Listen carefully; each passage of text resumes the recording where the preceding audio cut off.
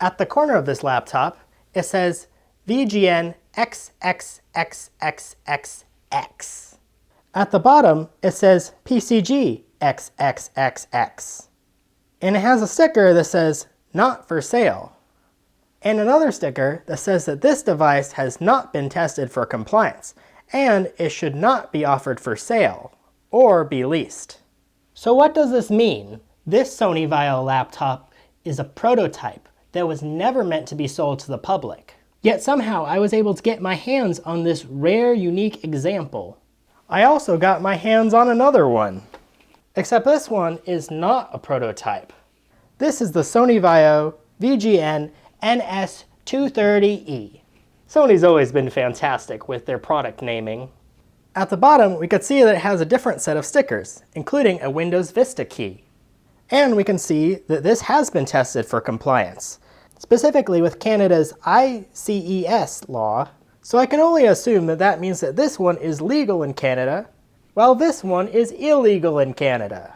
Stick around. In this video, I will be exploring the differences between the pre-production model and the post-production model, as classic Sony Vaio laptops have been known to be very quirky and unique laptops, and it will be even more interesting to see how a rare prototype model compares to the model that was actually sold to the public.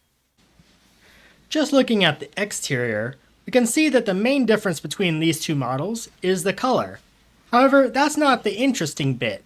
What's interesting is that when I use the Wayback Machine to travel back to Sony's website from 2009, I can see that while other models of laptops were sold in pink, the NS series never came in pink. So this might be the only one that was ever made in pink on the planet of the world. Looking at them both opened up, I can see that they have a slightly different layout to them. That's because the prototype is in French. You can see here it has a much larger enter key. You can also see that the post-production model has quite a worn-down keyboard, with the white keys turning a slightly less white color over time. Whereas the prototype's keys are basically pristine and looks like they've never been used. Now that we've had a look on the outside, I'll be opening both of these to see what's different on the inside. I'll be starting with the non-prototype to practice to make sure I know how to disassemble it correctly. Also, it already has several screws missing anyways. Unscrewing this laptop, I realized that a lot of the screws are different sizes, and I decided to draw a diagram for the other Sony so that I would know where to put the screws back. I won't make you watch all the screws being removed, so I'll just cut to the chase. Alright, I've got them both taken apart. Already, I can tell that both of these motherboards are different colors. Aside from that, from a quick glance, the general layout seems to be the same. However, I did find a few things that were different. Starting out, the two disk drives of the laptops look similar, but they're actually completely different. The disk drive that was in the prototype was designed in Japan by Opteric, which is a company that was established as a joint venture between Sony and NEC. While the disk drive in the production model was designed in Japan by Panasonic. So they had their own disk drive that took two companies to produce, but in the end, they just gave up and bought a disk drive from Panasonic. That's so embarrassing. You know how much money those two companies probably wasted in research and development just to give up to buy something from their competitor? And the cherry on top is that when I tested the disk drives, the Sony one does not work at all, while the Panasonic one works perfectly. When I investigate the whole Opteric fiasco even more, it seems like Sony decided to ditch NEC the same month that this drive was produced. And according to their website, from the Wayback Machine, the reasoning for the breakup was to streamline the decision-making process and to enhance management responsiveness. And then later, in 2013, Sony decided to give up on disk drives forever. Next, I moved on to looking at the bottom covers. Aside from the stickers at the bottom, they were pretty much the same. And then next, I went to look at the motherboards to see if I could find any differences with them. Looking at the bottom, I could see that this one is a darker shade of blue. This one is a lighter shade of blue, and we can see more clearly the little connections on the inside of the motherboard. One thing I noticed about both of them is that they both have this sort of like unused pin connection here. It seems like there could have been a feature or something added in this area. And when I look at the prototype, there's this unused ribbon cable slot here.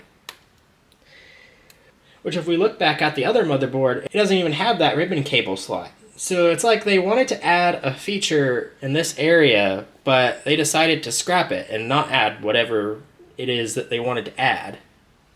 I had also found another slight difference in these motherboards. Looking at the non-prototype, I can see that there's a Foxconn logo on the top here at the motherboard. And looking at the power button board, there is also a Foxconn logo on that. But if I look at the prototype version, I can see that there is no Foxconn logo here, and there's no Foxconn logo on the power button board. This leads me to believe that these two motherboards were probably made by two separate companies. I don't know who manufactured this board, but it seems like the manufacturer of the non-prototype is Foxconn. I continued to comb through both of the motherboards, and what I found next was absolutely incredible. Hold on a second. I just noticed something. Wait. Wait, what? What is this? Okay, this Wi-Fi card here, it says that the part number is like a bunch of X's. The part number for this Wi-Fi card, it's an Intel Wi-Fi card. It says XXXXX. Okay, a bunch of X's. I don't feel like saying that many X's, but wait. So then this, okay, so I see it has a model number. It says that this model is so it's an Intel 512 AN underscore HMW. Hey, let me look that up. After looking up information about this Wi-Fi card, I could see that, of course, there is no part number with X's in it, but this model number is of a card that was sold to the public, and was one of the fastest Wi-Fi cards sold at the time. So this has got to be a prototype Wi-Fi card. So I don't know if that means that Intel must have sent over a prototype Wi-Fi card for Sony to test. And actually, looking at the specs of this Wi-Fi card, it seems like this Wi-Fi card was top of the line back in 2008. This was a pretty expensive Wi-Fi card. I decided to take a look at the Wi-Fi card of the production model. I could see that this is not an Intel Wi-Fi card, but instead an Atheros AR5891, which sounds like a mix of anthrax and asbestos. This card is cheaper and slower, with about half the data transfer rate as the Intel card. The prototype has an older Intel SSD, but this wasn't the original since the bottom cover says it originally came with a 250GB Fujitsu hard drive. Still, it's a cool little drive. These Intel drives were pretty expensive when they were new. Something that's interesting about both of these models is that the onboard graphics have a metal plate attached to them as the cooling solution, rather than having a heat pipe going to the fan. These laptops are from a time before integrated graphics were not found on the CPU, but instead there needed to be a separate graphics chip, even for basic two-dimensional graphics used for basic things like Microsoft Excel and Word. I removed both these metal plates, and I could see that they each used a different thermal compound. The prototype uses thermal paste, while the production model uses a thermal pad. Looking at the graphics chips, they do have slightly different models as well. I reinstalled the SSD, put some other random hard drive in the other Sony, and added new thermal pads to both the graphics chips. After that, I reassembled them both. Now that they are both reassembled, I can see that they are both working. And surprisingly, both of the batteries still hold a charge. That's sort of why the screen is pretty dim right now, just because it's on battery power, and that's just how it defaults in Windows. I could see that the prototype comes with a much better processor in it, while the production model only comes with this lousy Pentium. I mean, seriously, if you compare the specs between the Core 2 Duo and the Pentium, it's like, why does the Pentium even exist? When I look at the... Wait a minute, hold on a second. It says the RAM speed is 20,000 megahertz on the prototype. Oh, hold on a sec. Let me just plug this in. 20,000 megahertz is faster than the fastest DDR5 RAM available today. Is this somehow the fastest DDR2 in the world? What about the production model? What does that one say? Okay, the production model says the same thing. So I think that there's probably just some sort of glitch in Windows where it's saying the wrong RAM speed. Really, DDR2 shouldn't be any more than 800 megahertz. So that's just gotta be wrong. Looking back at the prototype, what the heck is this? Go away, Windows 11! I don't want you here. No, I don't want to be reminded later, and I don't want to learn more. Escape. Okay, that's better. Anyway, where was I? Oh yeah, I was looking at the task manager here. Of course, this SSD would make this device a lot faster, but something I've noticed is it says it has a removable memory stick, which I didn't see any memory stick in any of the slots, so I don't know what that's from. So if I look at drives and partitions, it seems that it has no media, so I don't know. It seems like I think I'd call it a ghost drive, like there's a ghost drive in this laptop. So it seems I've run out of differences that I've noticed between these two models, but there is still a lot of interesting and quirky features that both of these laptops share. So for the rest of the video, we're just going to be focusing on the prototype model. Something that I noticed about Sony in general is that it seems like they are against the general concept of a laptop. Instead, they call their Sony Vaios notebook computers. To make sure that you understand that you own a notebook computer and not a laptop, Sony tells you in their operation guide exactly how they want you to use it. Step 1. Place the computer directly in front of you. Keep your forearms horizontal. Step 2. Make sure that your wrists are in a neutral and comfortable position. Step 3. Let your arms hang down naturally to their side. It also wants you to make sure that you don't use your computer too frequently because it could cause excessive strain to your eyes, muscles, and tendons. Unfortunately, as you can see here, I am doing this completely wrong. Can you notice something? Ah, yes. This chair does not have good back support. This chair instead just has a bunch of cushy padding, but instead I should be sitting in an ergonomic chair. So let me try this again. Step 1, Step 2, Step 3. Use the display's tilting feature to find the best position. That is a very nice feature to have in a notebook computer. Choose a location where the windows and lights do not cause glare and reflection. And if you're using an external display, set the display at a comfortable viewing distance.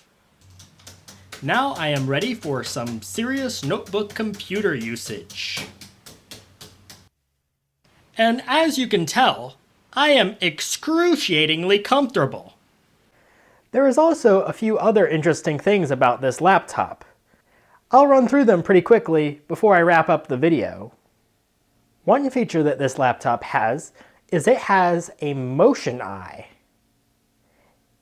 And what's interesting about this is absolutely nothing. Really, it's actually just a camera. There isn't really anything special about it. It's not actually that interesting now that I think about it. But I guess it is interesting that they called it a motion eye when it's really just a camera. There's not really anything fancy about it. Another interesting feature that it has is it has an AV mode button. And what that does is it allows the computer to play DVDs without Windows. So basically, this laptop could be a portable DVD player. Well, that is if the disk drive actually worked. I think it's interesting that it has an AV mode when you could just play DVDs in Windows, but I guess it's probably more energy efficient to have it in AV mode instead of having to open up Windows.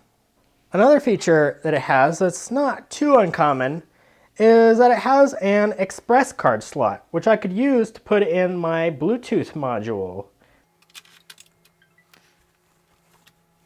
With this Bluetooth module, I can then use it to play audio to my Sony Bluetooth headphones.